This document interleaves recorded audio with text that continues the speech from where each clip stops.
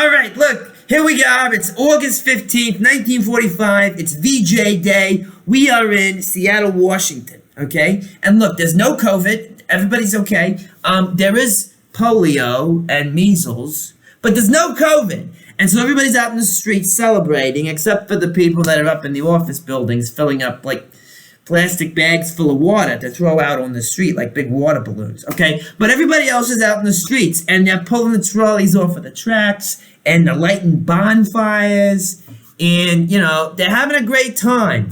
And there's the journalist walking down the street, and he sees a naval petty officer coming towards him. He says, hey, naval petty officer, you know, what are you going to do now that the war's over? And the guy says, look, you know, he's got his beautiful wife with him, they're hand in hand, and he says, look, I'm going to make babies and I'm going to keep house. And he gives his wife a big kiss, and it's like beautiful, okay? This is the biggest sigh of relief you've ever heard in the United States, right?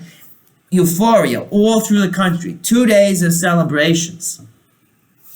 In Harlem, they're doing the jive dancing out in the street with the jazz music. In Brooklyn, the Italians are shutting down the streets and putting tables out to give pasta to everybody. Big feast. It's beautiful. Everybody's so excited for their kids to come home, right? And of course, it's come at a tremendous, horrific loss. Over 405,000 Americans killed in the Second World War. This is a horrific number, but it's a tiny fraction of the total number of deaths in this war. 60 million people died in World War II. Unbelievable. 60 million people. That includes 25 million people from the Soviet Union. They were the hardest hit in terms of deaths. 15 million Chinese people. Huge. 6 million Jews in the Holocaust. 6 million Poles. It is horrific. The level of death and destruction wrought on the world. And Europe itself is in ruins. It is a wreckage. And Winston Churchill said of the winter of 46 and 7 was a freezing winter, horrible blizzards. He says, look, Europe was a charnel house, breeding hatred, breeding mistrust, right? It was a nightmare. But out of this wreckage and this ruin of Western civilization, there's the United States. The one nation to come out of the war stronger than it did going into the war, okay?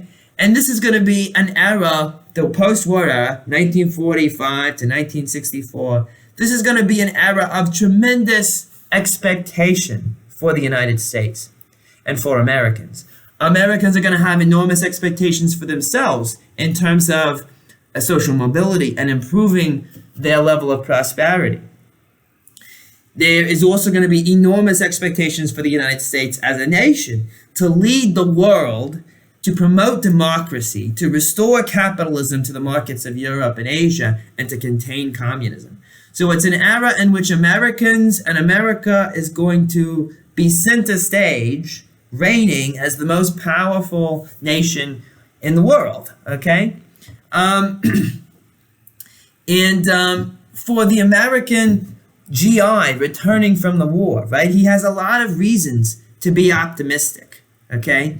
He is coming back to a national economy that is not only in recovery, but on the verge of one of the biggest economic boom revolutions in human history.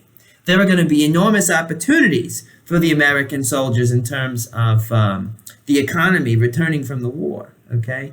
They are also going to be able to take advantage of certain government benefits that are available to them as veterans through the GI Bill of Rights, one of which is going to be unemployment insurance for the duration of the time in which they are pursuing educational goals or degrees, all right? And you're going to have an exponential rise in the number of college degrees given to young men after the war as veterans take advantage of these GI benefits. They're also going to be given low interest loans for starting businesses and building houses, okay? And these young men and their wives are going to rebuild American culture and civilization and lead it into that era of unprecedented growth, okay? And there's no better sign of the optimism that existed among Americans in this period than the growth of the birth rate, the baby boom generation, right? There are about 76 million, almost 76.5 million babies born between 1946 and 1964, those post-war years, okay? These are the kids born to the the men and women that fought the war primarily.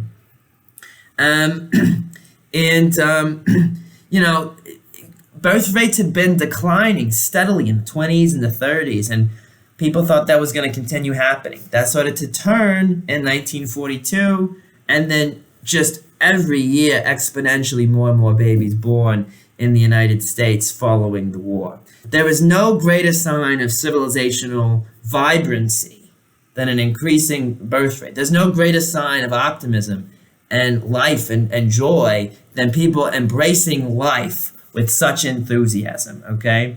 So, yeah, there's still a lot of problems in the world, but there are these great expectations, and we're entering into this new era of American leadership, okay? So we're going to start, and we're going to think about, first of all, in the next segment of the lecture, what are the foundations here of this economic growth that we see in the 1950s? Where does this come from? Why are there rising levels of prosperity? We're going to consider that in the next bit of lecture.